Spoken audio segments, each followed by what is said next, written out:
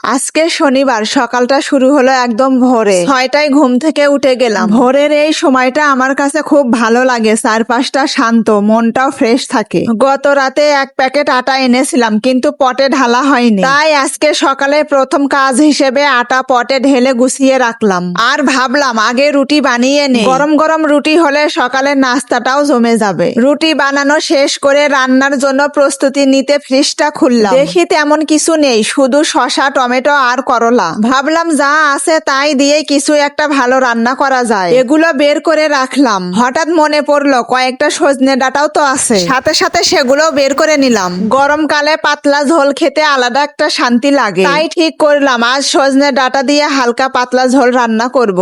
এখানে সবকিছুর দাম অনেক বেশি, বিশেষ করে সবজি। প্রতিদিন জিনিস কিনতে যেন হিসাব করে চলতে হয়, তার উপর বেতন পেতে অনেক দেরি আছে, তাই ভাবলাম যা আছে তাই দিয়ে দিনটা চালিয়ে নেই। হিসাব করে না চললে এই ঢাকা শহরে টিকে থাকা অনেক কঠিন।